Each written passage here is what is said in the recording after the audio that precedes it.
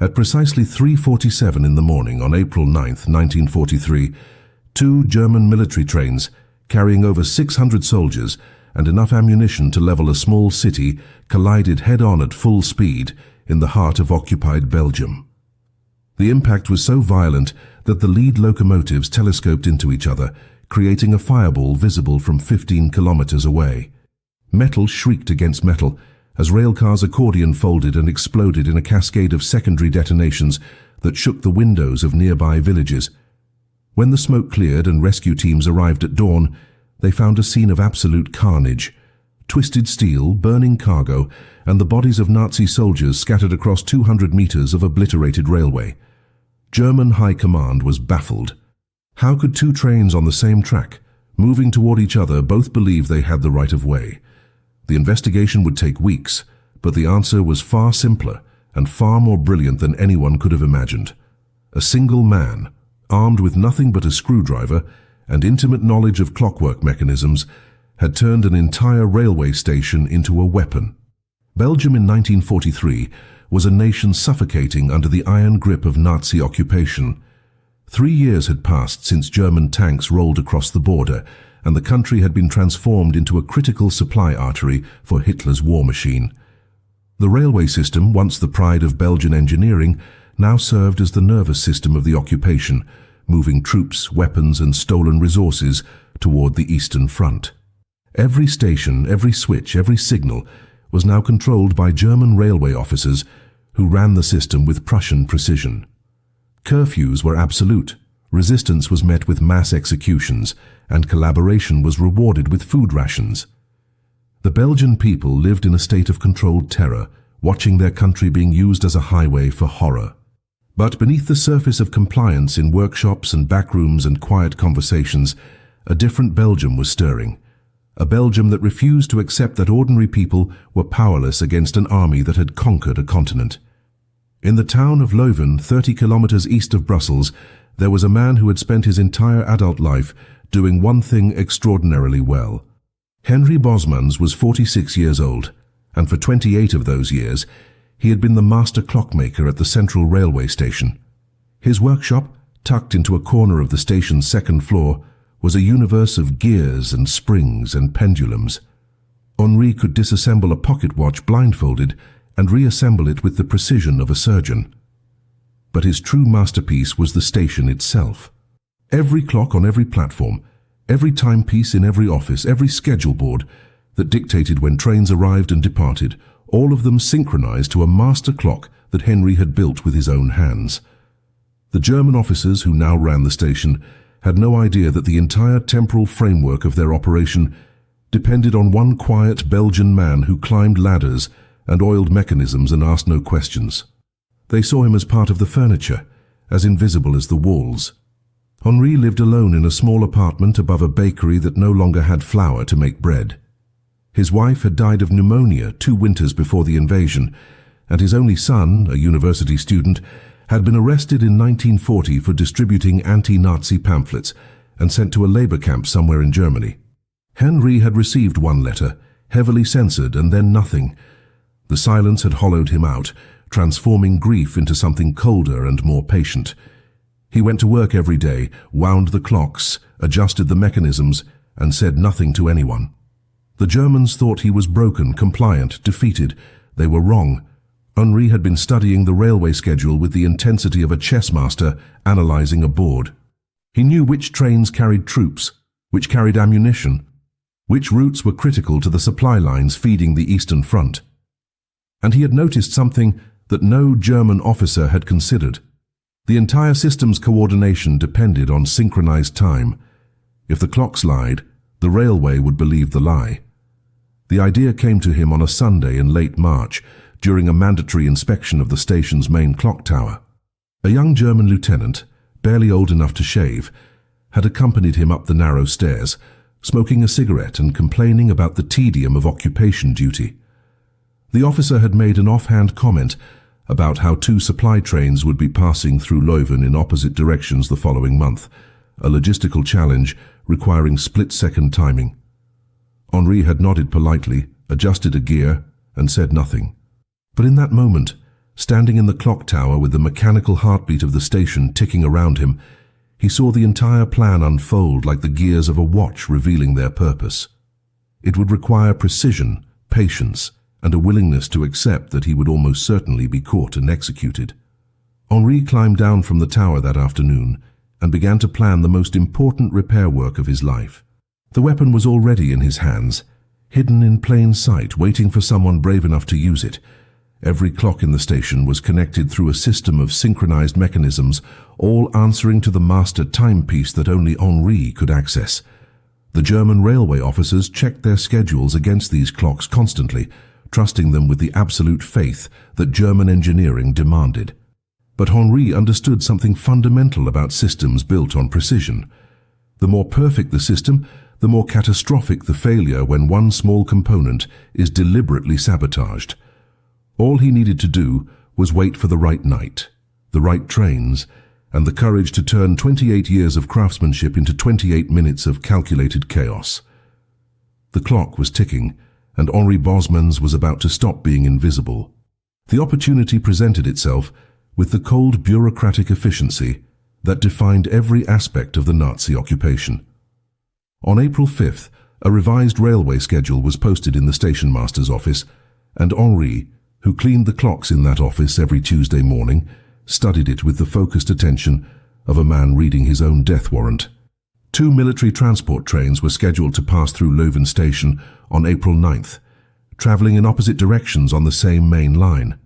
The first train, designated Transport 73 Alpha, would depart from Brussels at 2:30 in the morning, heading east toward the German border, carrying fresh troops for the collapsing Eastern Front. The second train, Transport 91 Bravo, would leave Liège at 2:45, travelling west with ammunition and artillery shells being redistributed to coastal defences. The trains would pass each other at exactly 3:15 in the morning at a switching point 20 kilometres east of Leuven, where the single-track line briefly split to allow opposing traffic. The margin for error was 0. If either train was even 3 minutes off schedule, they would meet on a section of track where there was no switch, no siding, no escape. Henri spent the next 3 days moving through the station like a ghost, maintaining his routine so perfectly that no one noticed the slight changes in his pattern. He oiled clocks that did not need oiling, adjusted mechanisms that were already perfect, and most importantly, he studied the overnight schedule with obsessive detail.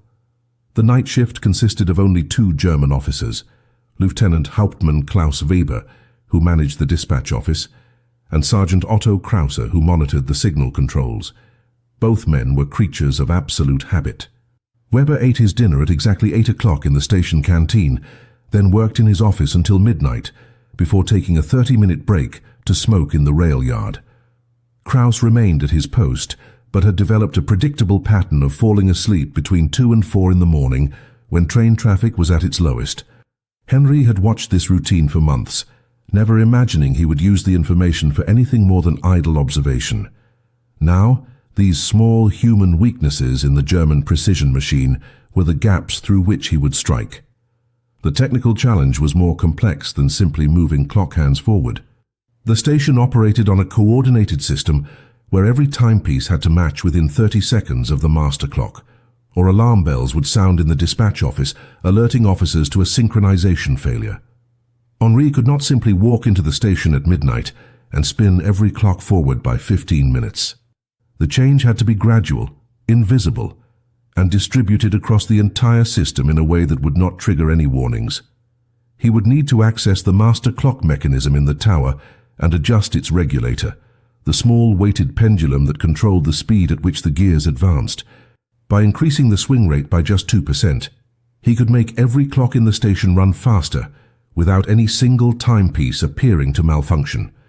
Over the course of 6 hours, 2% faster would accumulate to almost 7.5 minutes of gained time.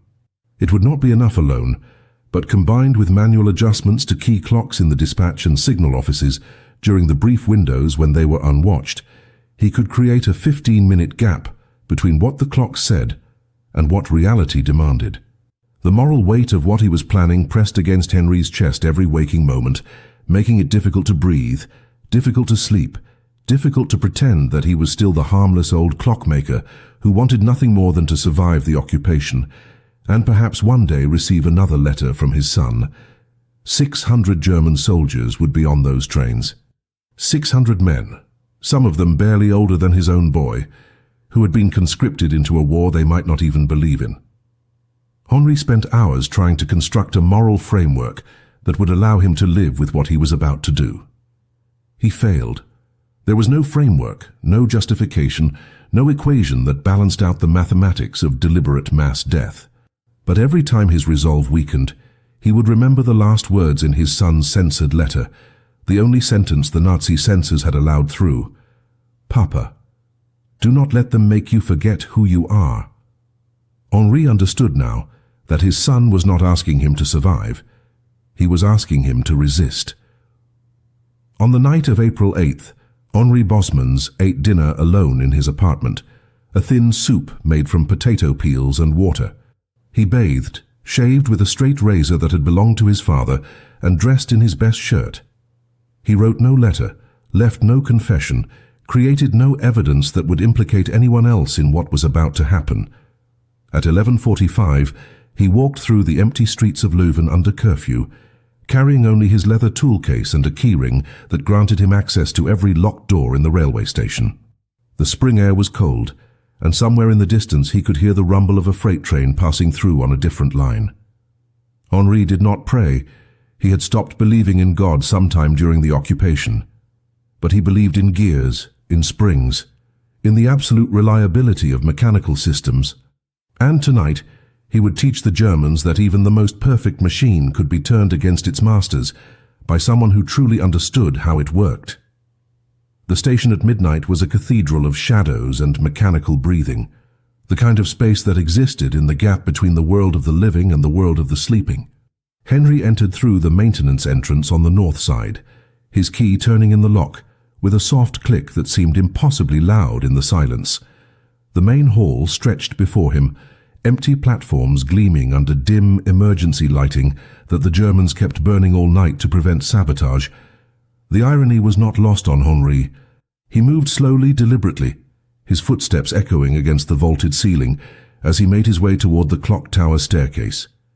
Every sound was amplified in the emptiness, the distant hum of electrical generators, the ticking of 24 synchronized clocks, the occasional hiss of steam from heating pipes. He had walked these halls thousands of times, but tonight every detail felt sharp and final, as if he were seeing the station for the last time. He probably was.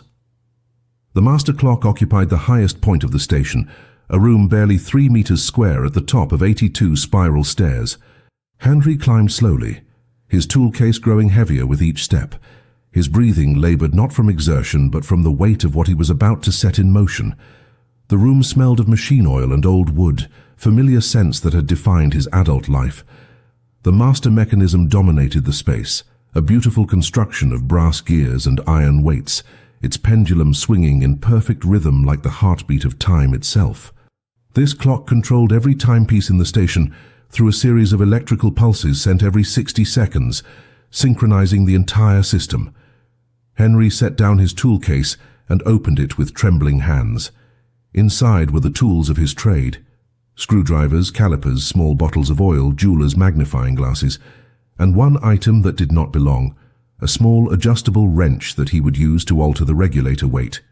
The change would be microscopic, invisible to anyone who did not know exactly what to look for. He began to work. Adjusting the master clock's regulator required absolute precision and an understanding of harmonic mechanics that few people in occupied Europe possessed. Henri removed the glass casing and exposed the pendulum assembly, then carefully loosened the regulator nut that held the timing weight in position. By sliding the weight upward along the pendulum rod by exactly 4 millimeters, he would decrease the pendulum's effective length and increase its swing frequency. The clock would run faster, but not so fast that anyone glancing at it would notice the acceleration. The change would accumulate gradually, invisibly across hours. Henri made the adjustment with the steady hands of a man who had spent 3 decades performing microsurgery on timepieces, then tightened the nut and replaced the casing. He checked his pocket watch, a beautiful piece he had made himself in 1931 and noted the time, 12:23 in the morning. By 6 o'clock, the station clocks would be running 7.5 minutes fast. It was a start, but not enough. He needed to manually adjust the clocks in the dispatch office and the signal control room to push the gap to 15 minutes.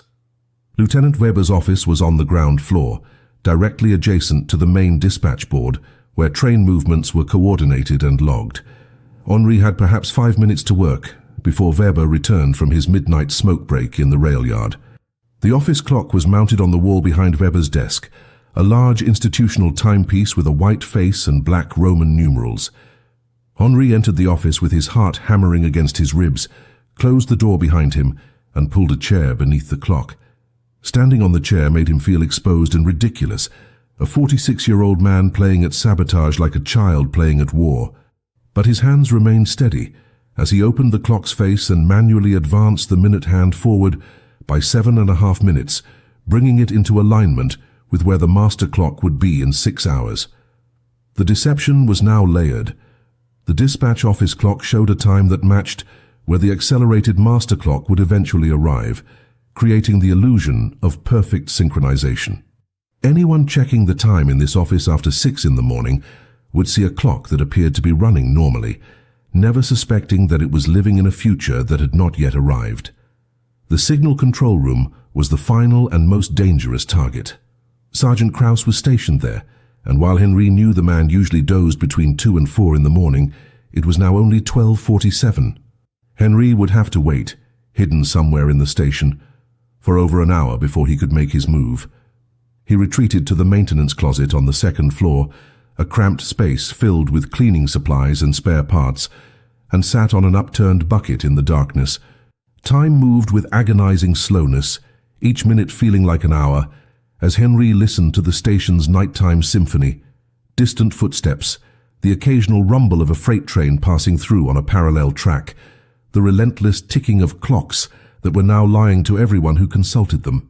At 2:15, Henri emerged from the closet and made his way toward the signal control room, moving through shadows like a man who had already accepted that he was a ghost.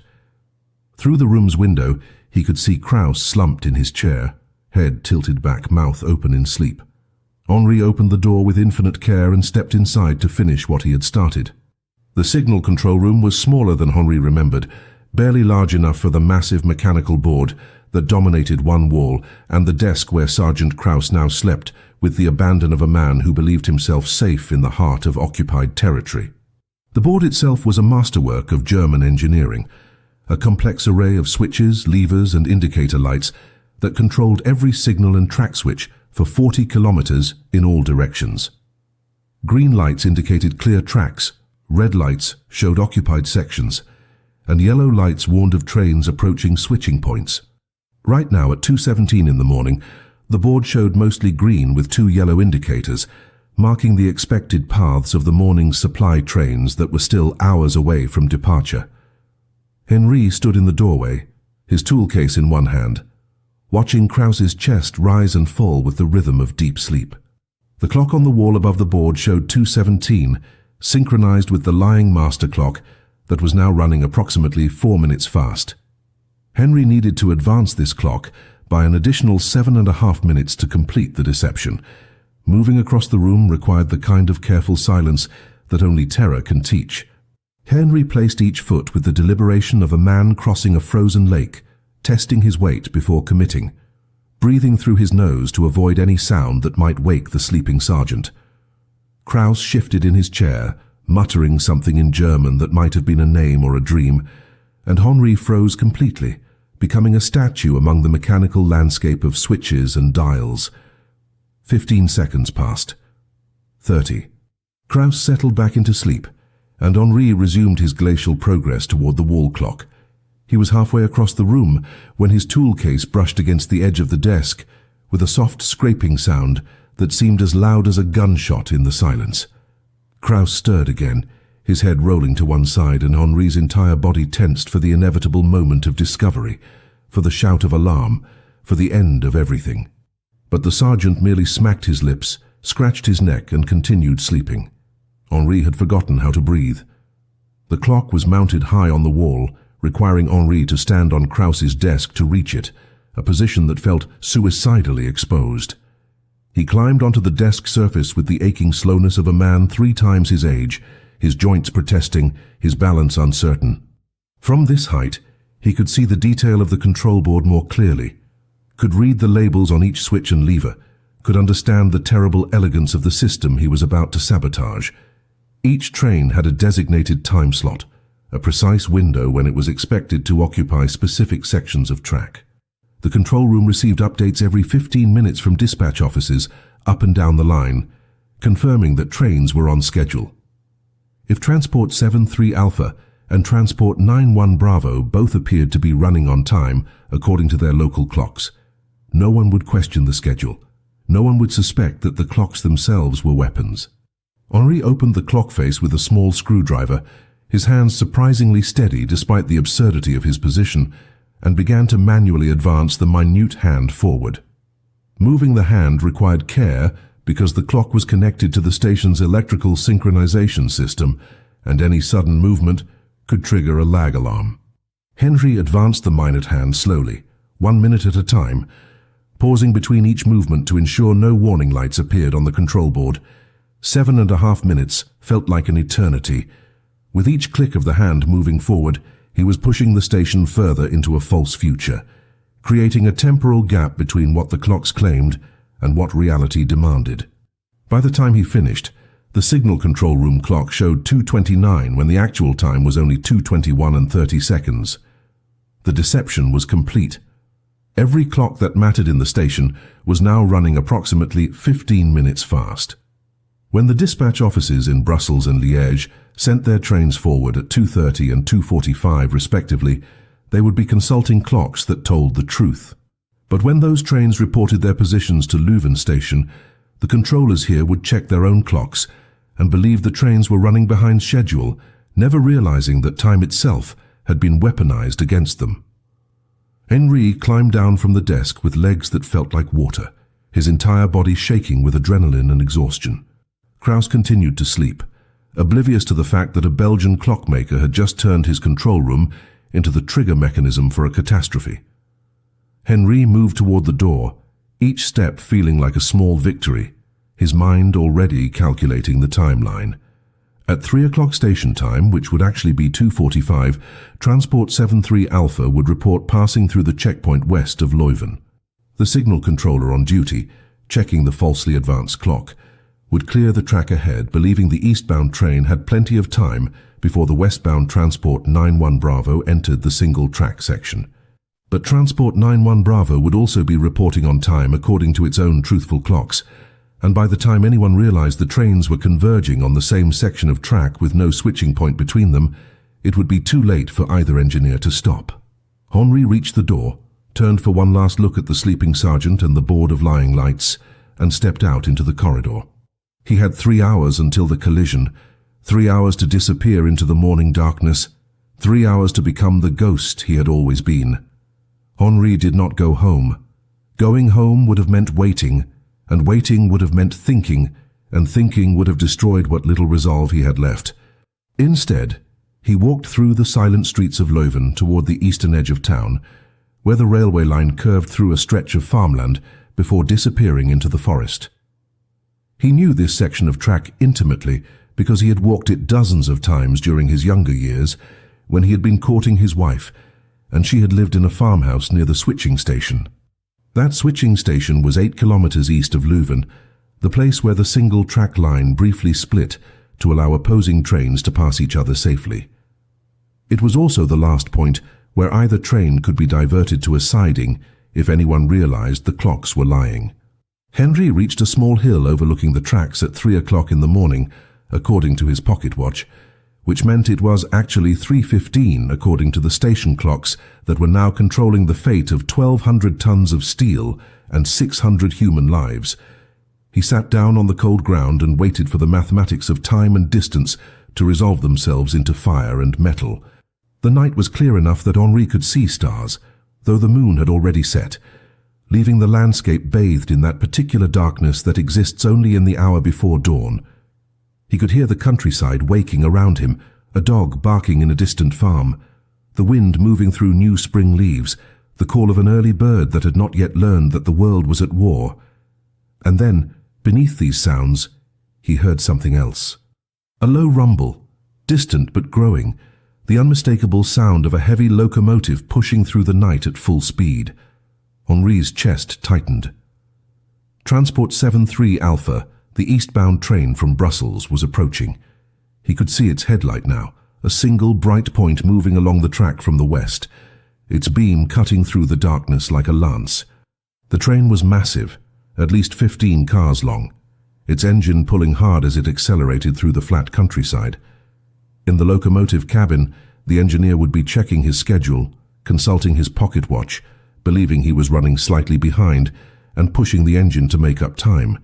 He had no idea that the clocks at Leuven station had given him clearance based on a timeline that existed only in brass gears and lying hands. Henri strained his eyes toward the east, searching the darkness for the second headlight that would signal the approach of Transport 91 Bravo from Liège. For a terrible moment, he thought perhaps he had miscalculated. Perhaps the westbound train had been delayed or cancelled. Perhaps he had committed his sabotage for nothing. Then he saw it, a pinprick of light far to the east, growing brighter with each passing second. Two trains, each moving at approximately 80 kilometers per hour, each believing they had exclusive right-of-way on a single stretch of track, each carrying enough explosive material to ensure that any collision would be catastrophic. Henri did the mathematics in his head with the precision of a man who had spent his life measuring time and distance. They would meet somewhere near the base of this hill in approximately 4 minutes. At that distance, even if both engineers saw each other and applied emergency brakes immediately, the physics of momentum and steel would make collision inevitable. The trains were already committed to their trajectories, locked into paths that would intersect with the finality of equations resolved. The headlights grew brighter, 2 stars approaching each other across the dark canvas of Belgian farmland, and Henri realized he was holding his breath. Part of him wanted to stand up, to run down the hill screaming and waving his arms like a madman, to somehow warn the engineers that they were racing toward each other at combined speed that would turn their locomotives into bombs. But he remained frozen on the hill, paralyzed by the understanding that he had set this in motion, that somewhere in those approaching trains were men who would die because a clockmaker had decided that the mathematics of resistance required sacrifice. The sound grew louder, the rumble of 2 massive engines now distinct and separate, each vibration traveling through the earth and into Henri's bones. He could see details now, the smoke trailing from both locomotives, the dark shapes of freight cars behind them, the slight sway of the cars as they moved over joints in the track. And then, in the space between one heartbeat and the next, everything changed. The first whistle blast came from the eastbound train, a long, sustained scream that cut through the night like a wound. The engineer had seen the westbound headlight.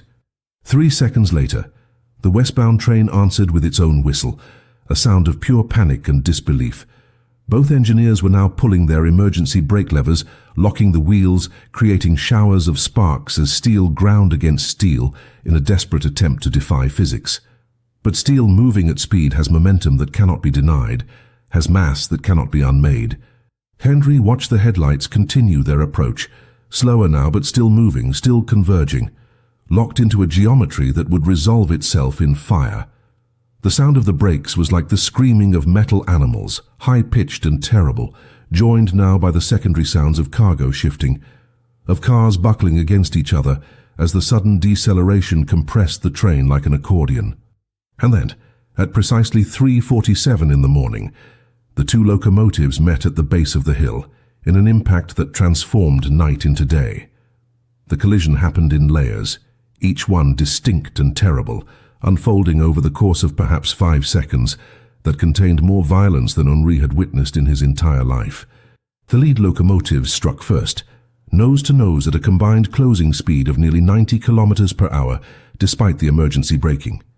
The impact crumpled both engine fronts like paper, driving steel into steel with such force that the boilers ruptured simultaneously, releasing superheated steam and water in explosive detonations that lit the countryside with hellish orange light. The sound was beyond anything Henri could have imagined. Not a single crash, but a sustained roar of destruction as the following cars telescoped forward, each one ramming into the wreckage ahead with enough force to lift entire freight cars off the rails. Henri watched as a cargo car loaded with artillery shells flipped completely over, hung suspended in the air for an impossible moment, then slammed down onto its side and began to slide along the gravel embankment in a shower of sparks. The ammunition inside cooked off in a chain reaction, each explosion triggering the next, transforming the overturned car into a horizontal fountain of fire. The secondary explosions came quickly, each one larger than the last as the fires spread through both trains and found more fuel to consume. A fuel car near the middle of the eastbound train split open like a rotten fruit, spilling diesel across the wreckage and igniting in a fireball that rose 30 meters into the air. The heat was intense enough that Henri felt it on his face, even from his position on the hill 200 meters away. A wave of warmth that turned the cold spring night into something that felt like standing near an open furnace.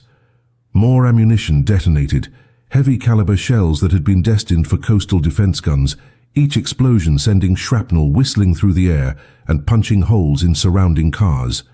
Henry could see shapes moving in the wreckage, soldiers who had survived the initial impact trying to crawl free from the twisted metal, their silhouettes backlit by flames as they stumbled and fell and sometimes did not rise again. He wanted to look away but could not, held paralyzed by the weight of what his hands had created, by the understanding that every scream and every secondary explosion was a consequence that bore his name. The fire spread with terrifying speed, feeding on diesel and wood and cloth and human fat, creating a conflagration that turned the crash site into a beacon visible for kilometers in every direction.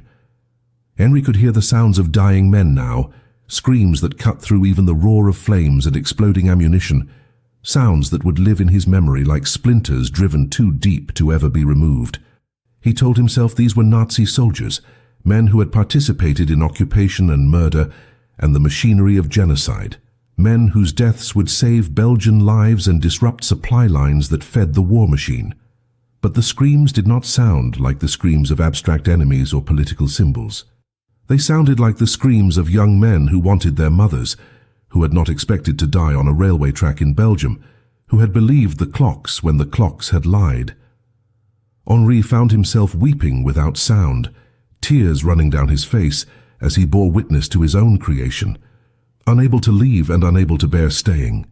The entire massacre lasted perhaps 12 minutes from initial impact to the moment when the last major explosion rippled through the wreckage and the fires began to settle into the grim work of consuming what remained. Henri heard the distant sound of fire bells from Leuven, emergency crews mobilizing to respond to a disaster they could see burning from the town center. Soon German officers would arrive, would begin the investigation, would search for explanations, they would examine the wreckage, interview survivors if any remained conscious enough to speak, review the schedules and time logs.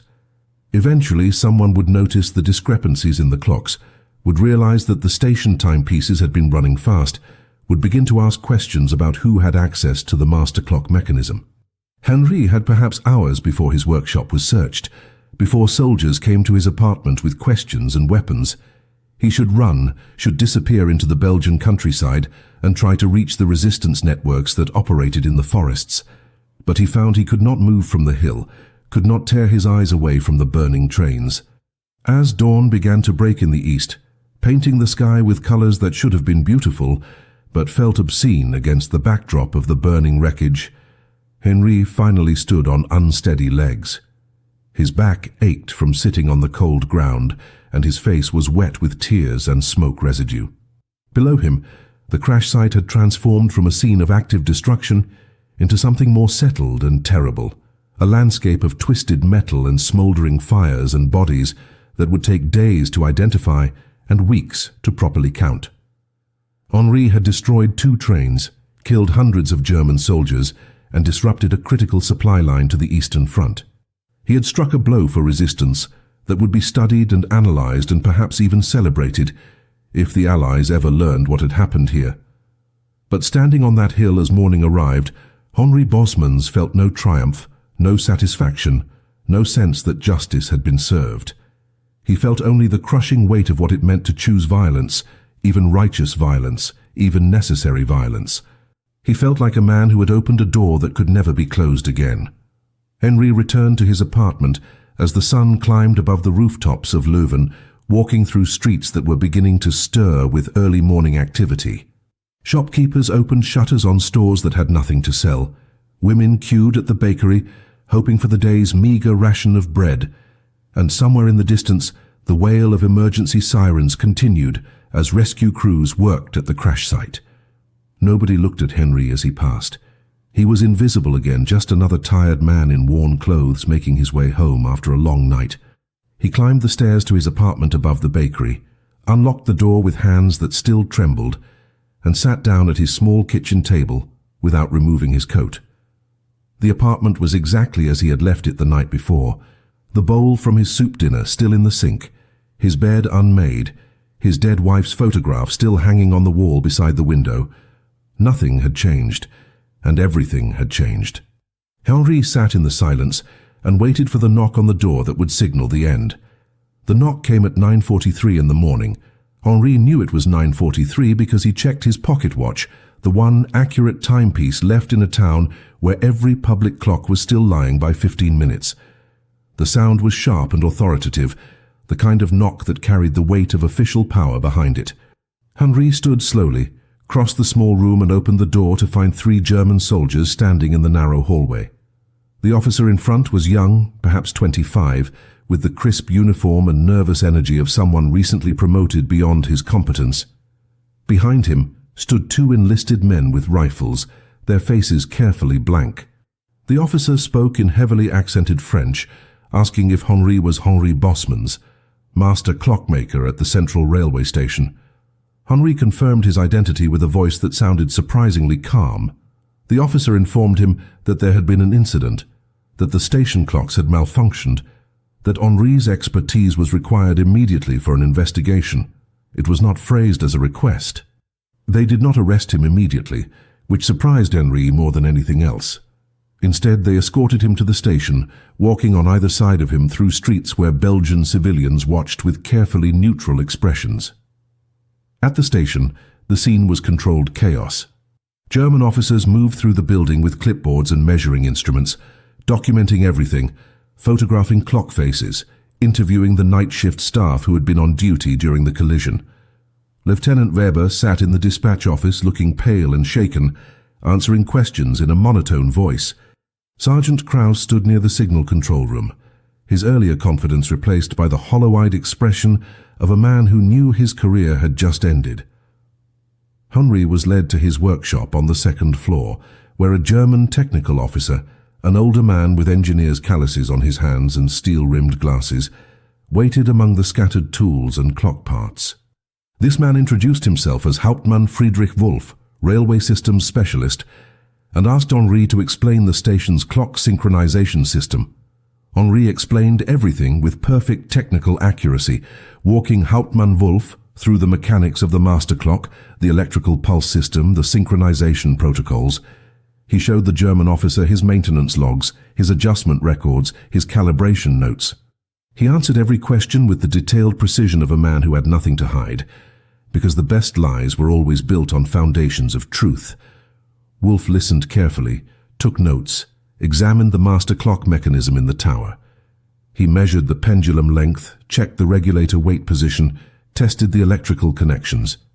And here Henri held his breath, because if Wolf was truly expert, he would notice the 4mm adjustment in the regulator weight, would see that the pendulum had been deliberately shortened.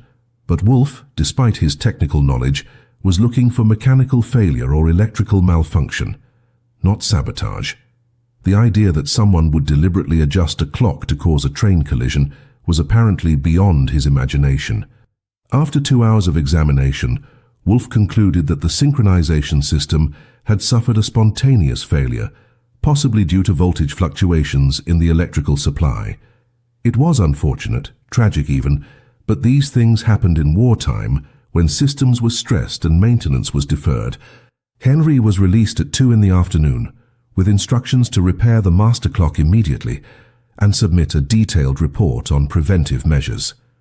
He walked home through a town that now knew what had happened on the tracks to the east, where rescue crews were still pulling bodies from the wreckage, and German command was trying to explain how two trains on the same line had collided, despite all their precision and protocols.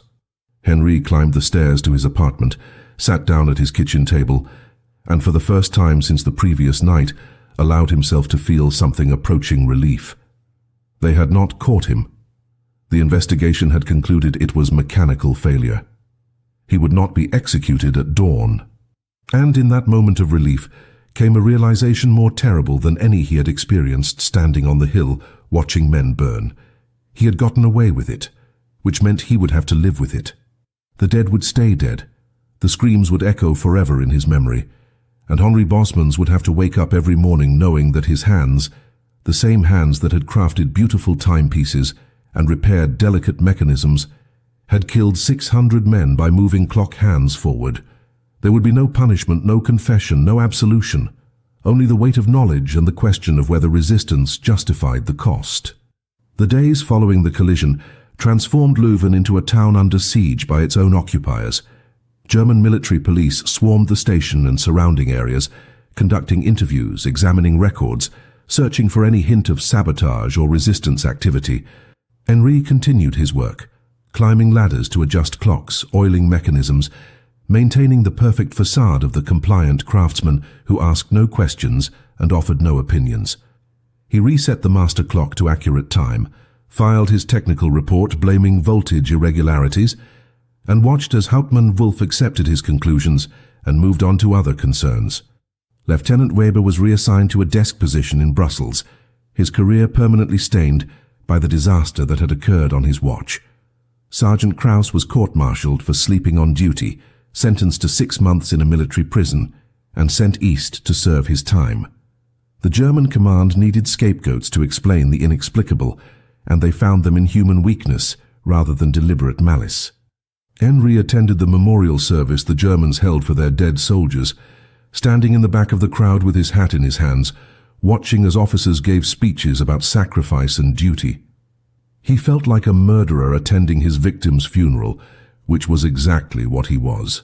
The crash itself became a strange kind of open secret in Leuven, a disaster that everyone knew about, but no one was permitted to discuss openly. The official German report classified the incident as a tragic accident, resulting from equipment failure and operator error, making no mention of possible sabotage. The wrecked trains were cleared from the tracks within a week, the bodies were shipped back to Germany in sealed coffins, and the railway line was repaired and returned to service. Life under occupation continued as it had before, with curfews and rations and the constant presence of soldiers in grey uniforms. But something had shifted in the town, an almost imperceptible change in the way Belgian civilians carried themselves. They had seen German precision fail spectacularly, had watched the occupiers scramble to explain a disaster that shattered their narrative of absolute control. The collision had not liberated Belgium or changed the outcome of the war, but it had revealed that the machine was not invincible, that even the most regimented system contained vulnerabilities. Henri felt this change most acutely when he walked through the market square and saw the way people looked at him, or more precisely, the way they did not look at him, as if his invisibility had deepened into something more profound. 3 weeks after the collision, Henri received a visitor at his workshop. The man was Belgian, perhaps 30 years old, dressed in worker's clothes and carrying a carpenter's tool bag. He asked Henri to examine a pocket watch that had stopped working, a reasonable request that brought him legitimately into the clockmaker's space. But as Henri opened the watch case and began his examination, the man spoke in a low voice, barely above a whisper. He said he represented certain interested parties who had taken note of the railway incident, who had access to technical analysis that suggested the crash was not entirely accidental, who understood that only someone with intimate knowledge of clock mechanisms could have executed such a plan. Henri's hands froze over the disassembled watch, his heart hammering in his chest. The man continued speaking, saying these interested parties wanted Henri to know that he was not alone, that his actions had struck a significant blow against the occupation, that the disruption to German supply lines had been more substantial than the official reports acknowledged. Then the man placed a small folded paper on the workbench, told Henri the watch was actually fine, and he had been mistaken about the problem, and left the workshop without another word. Henry waited until he was certain the man had left the building before unfolding the paper. It contained no signature, no identifying marks, only a brief message written in careful handwriting. The son of the Clockmaker is alive in Stalag 4B near Dresden. The Reich uses his engineering training in their factories. This information comes from a priest who serves that camp and sends you his regards. Your work here has value. More can be done. Henry read the message 3 times, his vision blurring with tears he had not expected. His son was alive. After 3 years of silence and assumed death, his boy was alive, working in a labor camp, surviving. The resistance network, whoever they were, had used resources to find this information and deliver it to Henri as a message of gratitude and encouragement. They wanted him to know that his sacrifice had been witnessed, that he was not a monster acting alone in the darkness, but a soldier in a larger war, and they wanted him to do it again. Henri folded the paper carefully and placed it in his pocket, then sat down at his workbench surrounded by the tools of his trade. Outside, the station clocks ticked in perfect synchronization, their hands moving through time with mechanical certainty, each second bringing the war closer to some unknowable conclusion. Henri spent the next hour staring at the disassembled pocket watch on his bench, not seeing it, thinking instead about choice and consequence and the terrible mathematics of resistance. He had killed 600 men and disrupted a supply line, and the resistance said it had value, said more could be done. But Henri remembered the screams from the burning trains, remembered the shapes moving in the wreckage, remembered the weight of deliberately taking human life, even in service of a righteous cause. Could he do it again? Should he? The answer was not simple, not clean, not reducible to equations of good versus evil. War did not offer clean choices, only terrible ones. And Henri understood now that once you stepped into that darkness, there was no path back to innocence. He could refuse, could return to being invisible, could survive the occupation and perhaps see his son again when the war finally ended. Or he could accept that his hands, his knowledge, his access to the machinery of the occupation made him a weapon, and weapons were meant to be used. Henry Bosman's master clockmaker sat alone in his workshop as afternoon light slanted through the windows and felt the weight of history pressing down on his shoulders like the hand of a god demanding tribute. The clocks around him continued their lying precision, and Henri knew his answer before he finished asking the question. Henri did not contact the resistance directly, because there was no way to contact them, no address or meeting place or secret handshake that would grant him entry into their shadow world. Instead, he simply continued his work and waited for them to find him again, which they did 6 weeks later when a different messenger, this time a woman delivering laundry to the station, slipped a folded note into his tool bag while he worked on a platform clock. The note contained instructions for a dead drop location, a loose brick in a garden wall 3 streets from his apartment, where he could leave messages and receive responses. The system was elegant in its simplicity, requiring no face-to-face contact, no dangerous meetings, just information passed through hidden spaces in the architecture of the occupied town. Henri used the dead drop twice in the following months, once to pass along detailed schedules of German supply trains that crossed through Leuven, and once to provide technical diagrams of the signal control system that could help other saboteurs understand the vulnerabilities in the railway network. But he did not repeat the clock sabotage, could not bring himself to engineer another collision, could not willingly create another morning where he would stand on a hill and watch men burn because of choices his hands had made. The resistance never pressured him, never demanded more than he was willing to give, seeming to understand that what Henri had done carried a weight that could not be easily borne twice. Instead, they used him as a source of intelligence, mining his technical knowledge and his position within the station to gather information that could be passed to Allied command through channels Henri neither knew nor wanted to know. He learned to observe without appearing to observe, to memorize schedules and cargo manifests, to notice which German officers were careless with security and which routes were most heavily trafficked. The work felt smaller than the collision, less dramatic, but Henri came to understand that resistance was not always about grand gestures of sabotage.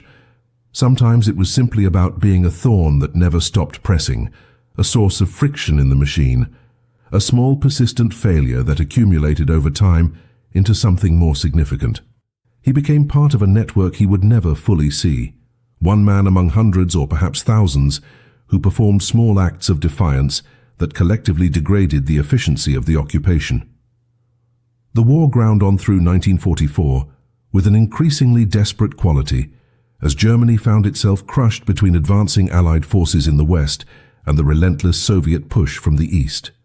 Henri listened to whispered news from illegal radio broadcasts, tracked the progress of liberation through rumors and the changing demeanor of German soldiers who now looked haunted rather than confident.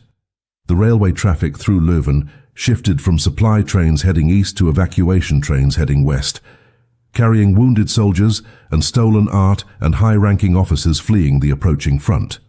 In September of 1944, Allied forces liberated Brussels, and the sound of artillery could be heard in Leuven as the front line drew closer.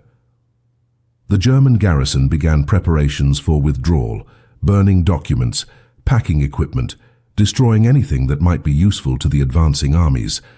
Henri watched this dissolution with the detachment of a man who had already spent his emotional capacity and had nothing left to feel. Leuven was liberated on September 3, 1944, by British armoured units that rolled into town, to the cheers of civilians who emerged from their homes waving Belgian flags they had hidden for 4 years. Henri stood in the street outside his apartment and watched the tanks pass, their crews grinning and throwing cigarettes to the crowd, and felt nothing resembling joy or relief. Liberation meant the occupation was over, meant he could stop living in fear of discovery, meant the war in Belgium was effectively finished. But it did not resurrect the 600 men who had died in the collision, did not erase the memory of their screams, did not absolve him of the choices he had made in the service of resistance. The British soldiers who now controlled the station were friendly and grateful, shaking his hand and calling him a hero when they learned from the resistance network about his role in the railway sabotage. They offered him cigarettes and chocolate, and said his actions had disrupted German logistics during a critical phase of the war. Henri accepted their thanks with a polite nod and returned to his workshop, where the clocks continued to tick with mechanical indifference. In the weeks following liberation, Henri submitted a formal request through the International Red Cross to locate his son in the German labor camp system. The response came in November, a brief letter from a Red Cross official in Switzerland informing him that Stalag 4B had been evacuated in August as Soviet forces approached Dresden, and that prisoners had been force-marched west under conditions described as catastrophic. Many prisoners had died during the march, many more had been lost in the chaos of Germany's collapse, and comprehensive records would not be available until the war ended and the camps could be properly catalogued. The letter suggested patience, hope, and prayer. Henri folded the letter carefully and placed it in the drawer with his wife's photograph and the note from the resistance that had told him his son was alive. He did not pray, had not prayed since the occupation began, but he allowed himself to hope in the same way he allowed himself to breathe, as an autonomic function necessary for continued existence but carrying no particular joy. The clocks in the station continued their work, measuring time that moved forward regardless of human suffering, indifferent to liberation or occupation or the quiet desperation of fathers waiting for news of their sons. The war in Europe ended on May 8, 1945, and Henri Bosmans received confirmation of his son's death on June 23rd. The letter came from the Belgian government's repatriation office, a bureaucratic document that explained his son had died during the forced evacuation of Stalag 4B, likely from typhus or starvation, his body buried in an unmarked mass grave somewhere along a road between Dresden and Leipzig. There would be no remains to repatriate, no grave to visit, no final resting place where Henri could leave flowers and speak to the memory of the boy who had once sat at the kitchen table and argued about philosophy and justice. The letter expressed the government's deepest sympathies and noted that his son was classified as a war victim, entitled to official recognition and memorial. Henri read the letter once, placed it in the drawer with his wife's photograph and the resistance note that had given him false hope, and went to work maintaining the station clocks that now served trains carrying refugees, displaced persons and soldiers returning home. The clocks told the truth now, synchronized to accurate time, their mechanisms purged of the lies Henri had once crafted. But the truth they told felt no more meaningful than the lies had been. In the immediate aftermath of the war, Belgium underwent a complex reckoning with collaboration and resistance, and Henri found himself uncomfortably positioned as a minor hero of the underground struggle. Journalists wanted to interview him about the railway sabotage, resistance historians wanted to document his techniques, and the government wanted to award him a medal for actions against the occupation. Henri refused all interviews, declined the medal, and asked only to be left alone to continue his work. The attention made him feel like a fraud, because the journalists and historians spoke about his actions as if they were unambiguously heroic, as if causing a collision that killed 600 men was a simple victory rather than a complex moral catastrophe that he carried in his chest like shrapnel. When pressed to explain his reluctance, Henri told one persistent journalist that heroes were people who saved lives, not people who took them, regardless of whose lives were taken and why. The journalist wrote this down as if it were wisdom rather than the confession of a man who had discovered that righteous violence still felt like violence when you were the one who engineered it. Henri continued working at the Leuven Central Railway Station until 1962, when arthritis in his hands made the fine work of clock repair impossible and he retired on a small pension. He lived alone in his apartment above the bakery, which had resumed making bread after the war, but whose owner never asked Henri for the back rent he had accumulated during the occupation. His days followed a precise routine: morning walks through town, lunch at a small cafe where the owner knew not to engage him in conversation, afternoons reading in his apartment, evenings listening to radio programs that helped fill the silence. He never remarried, never spoke publicly about the collision, and never returned to the hill where he had watched the trains burn. Former members of the resistance occasionally visited him, usually on anniversaries of the liberation, bringing bottles of wine and wanting to share memories of the underground struggle. Henri received them politely, listened to their stories, and offered little of his own. They seemed to remember a different war than the one he had experienced, one where choices were clear and actions were justified, and the cost of resistance was worth the price. Henri envied them their certainty. The true story of the Leuven railway collision remained classified in German military archives for decades after the war, recorded in files that documented technical failures and operator errors but made no mention of sabotage. The families of the dead soldiers were told their sons and husbands had died in a tragic accident, mechanical failure combined with human incompetence, a senseless tragedy of the kind that war produces in abundance. No monument was built, no commemoration held, because acknowledging the disaster would have required acknowledging the vulnerability of systems the Reich had claimed were invincible. The collision faded into footnotes of military logistics reports, a statistical anomaly in the vast machinery of wartime transportation. Only a small number of Belgian resistance members and British intelligence officers who had reviewed the classified documents after the war knew the truth, and they kept it quiet because Henri Bosmans had asked them to. He did not want to be remembered for killing 600 men, even if those men had been serving a genocidal regime. He wanted only to be remembered as a clockmaker who had tried, in his limited way, to resist evil, and had discovered that resistance required a kind of moral courage he was not certain he possessed. Henri Bosmans died in 1973 at the age of 76, alone in his apartment, his body discovered 2 days later by the bakery owner who had noticed his mail accumulating. He left no family, no significant estate, and no written account of what he had done in April of 1943.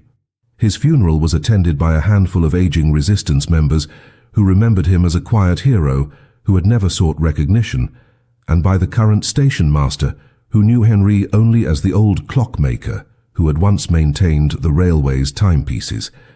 The story of the collision was not mentioned in his obituary, which described him simply as a craftsman who had lived through the occupation and served his community with dignity. And perhaps that was the truest epitaph, because Henri had learned through terrible experience that history's grand narratives of heroism and resistance were built on the backs of ordinary people making impossible choices in circumstances that offered no good options. He had been a clockmaker who used his knowledge to kill, and he had lived with that knowledge until it finally released him. The clocks he had once maintained continued their work without him, measuring time that moved forward regardless of individual conscience, indifferent to the weight that some men carry and others never have to bear. In the end, Henri Bosmans was simply a man who had opened a door he could never close and who spent the rest of his life wondering if he should have left it locked.